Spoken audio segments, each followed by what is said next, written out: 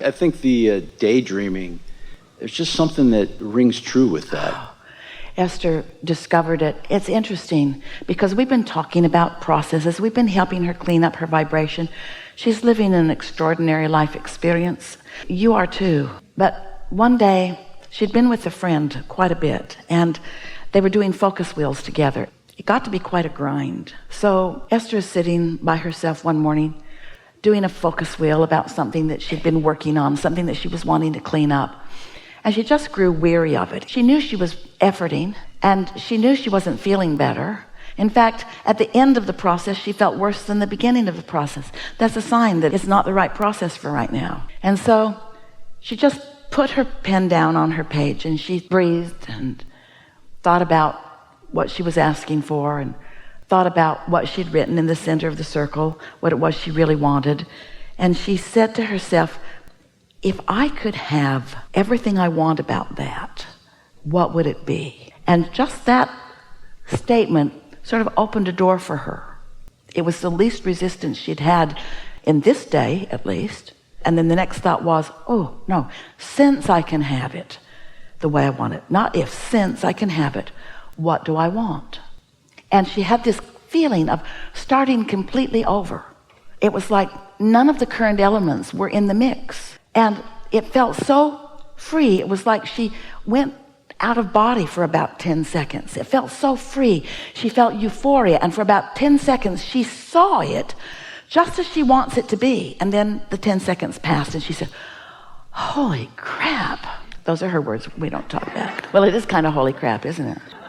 Source energy stuff. She said, I now understand better than ever, maybe for the first time ever, what Abraham's been meaning when they say one who's connected to the stream or to the source or to the vortex is more powerful than a million who aren't, because she felt firsthand the difference in the resistance that was in the trying to clean up energy and the absence of resistance as she dreamed everything new. It was all new.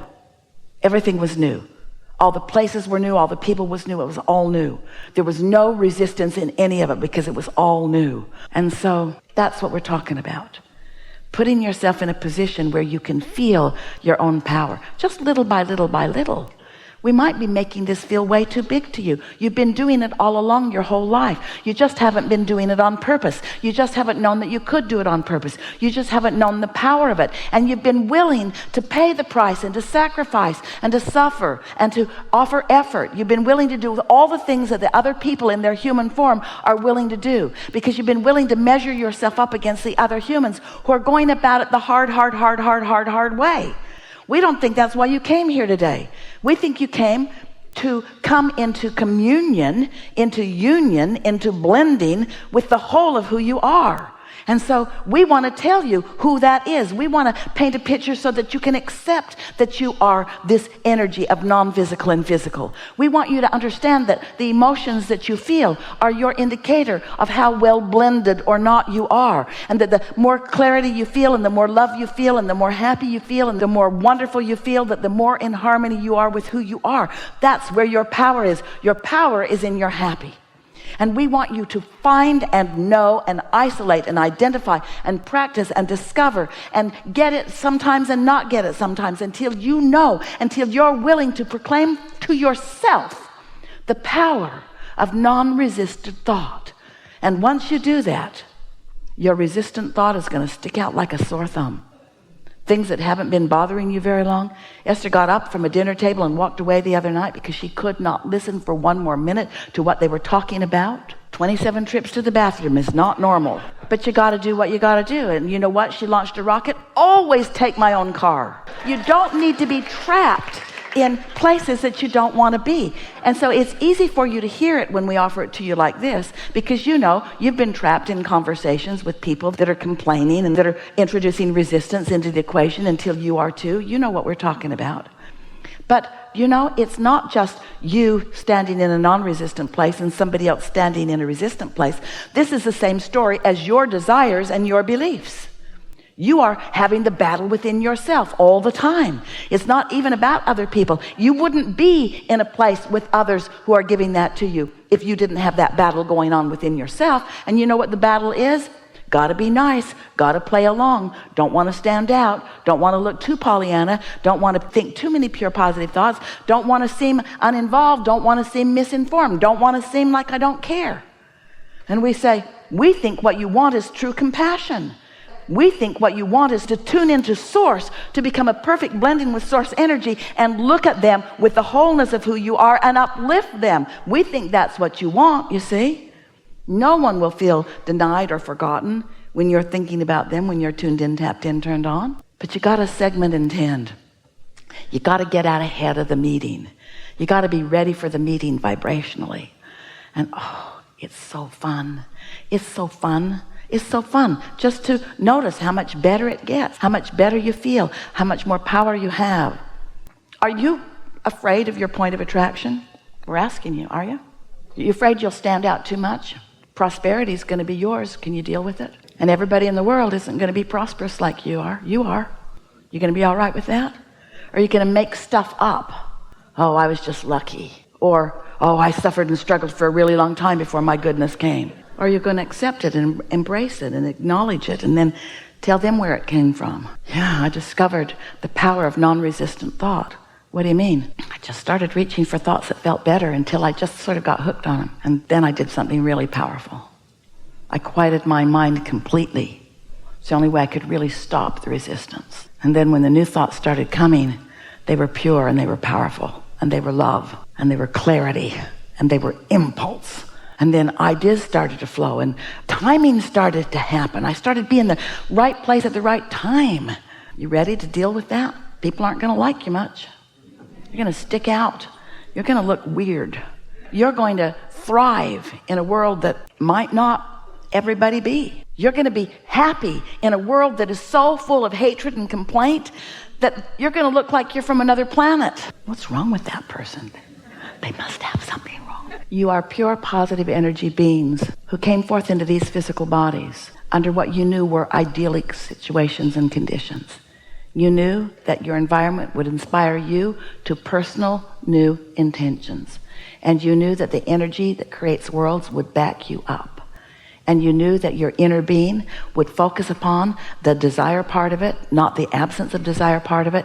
And that if you paid attention to the way you feel, that you would know where you are. You knew that you could have pre-manifestational awareness. You also knew it could manifest and then you'd be aware. But you knew that you could do this, you see.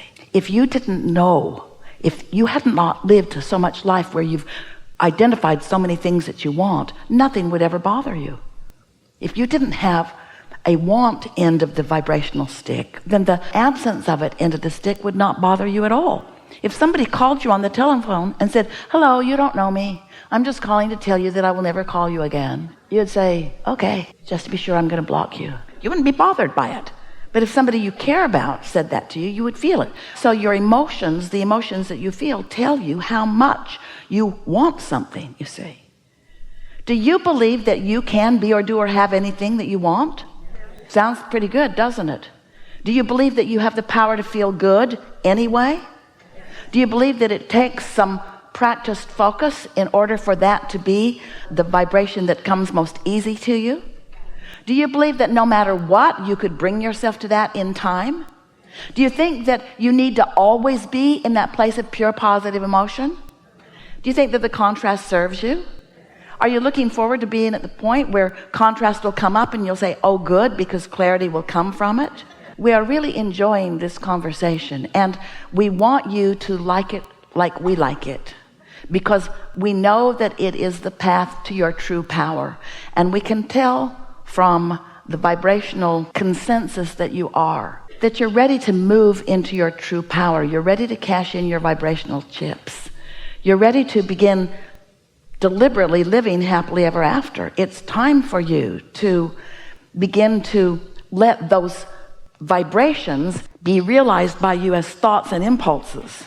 And then those thoughts and impulses become steady, steady, steady, bigger, bigger, bigger, until they lead to things that are tangible. It's time for you to deliberately allow your vibrations to turn to thoughts and your thoughts to turn to things, not because you want to show off for others, because frankly, they're not really going to get it. They're going to think you inherited it. This is a really good time for a segment of refreshment. I want to know about the daydreaming. So I daydream about finding a partner. I daydream about being a father. And I put into the Vortex and I do that. And But I here's find the myself thing. getting... We have a question for you because we think you're misunderstanding our reference. Let's think about the dream, like being asleep and dreaming. Did you write the script and go to bed and then perform it in your dream? Or did you just receive it? Daydream's the same way. We don't want you to dream about it in the sense, I'm dreaming about being a father and I'm dreaming about a relationship. That sounds like you're planning it and you're deciding it. And this is the difference that we want you to hear. You already dreamed it. You already thought it into being through not having a partner, by not being a father, by seeing other people with children. In other words, your life has caused you to put it there. Now your work is not to think it into being. You're not the thinker in this case. You're the receiver of the thought. So the only question that we want you to ask, and we want you all to try to find the answer to, do you believe that the vortex is real? Do you believe that there is a vibrational reality there? Do you believe that there's something there for you to receive? Or do you think that you've been put here to make it all happen yourself? Is there something there for you to receive? Is it real? Because if you believe, if you know that there's something there for you to receive, then you might put yourself into the mood or mode of reception. But if you think you got to demand it into place or hammer it into place or plan it into place or talk it into place or convince it into place or defend it into place or justify it into place or effort it into place or sacrifice it into place, then stuff's going to come to you, but it's going to be piddly and small. But if you can accept the reality of this vortex and the perfection of how big it got through this lifetime and others, and you can be happy for the contrast that causes you to focus it there, and now you can say, now I'm going to focus on the receiving mode. Now I'm going to meditate for 15 or 20 minutes once a day, and I'm going to find that mode of detachment, and I'm going to make lists of positive aspects, and I'm going to get on rampages of appreciation, and I'm going to tune myself emotionally. What are you doing? Are you working on that project?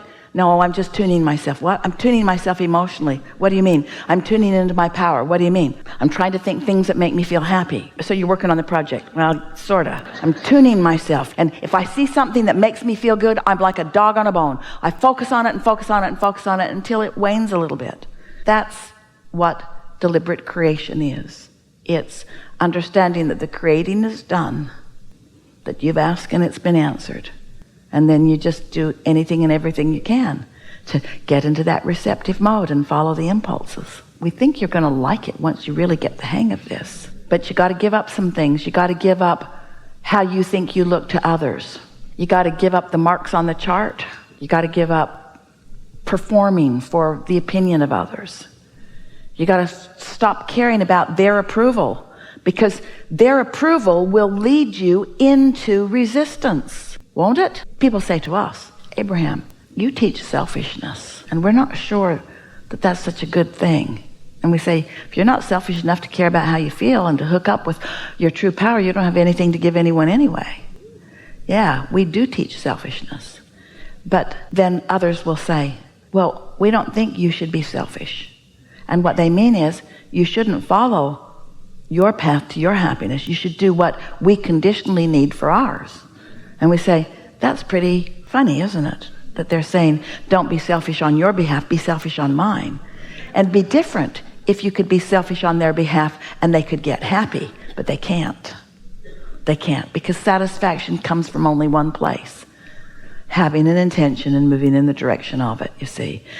Lining up with your own inner being. And you can't stand in as stand-ins for others. Has anybody ever done something for you, and while you appreciated it, it wasn't the same as when you did it? You didn't say, I'll go forth and see how many handouts I can get. Because that would be like saying, I'll go forth into my physical body and I'll see how much I can show myself that others have the ability to create for me and I have no ability to create. Not one of you said that. You are so on the opposite end of that. Every one of you said, I'm going to go forth and I'm going to mix it up and I'm going to launch rockets of desires and I'm going to have a good time doing it and I'm going to get a handle on my emotions and I'm going to feel the power of who I am and where I really came from, and I'm going to be the reason that my inner being expands because I'm out here on the leading edge of all of that, and my inner being's going to stand in a place of such steady connection that I'll always be able to find my way to it.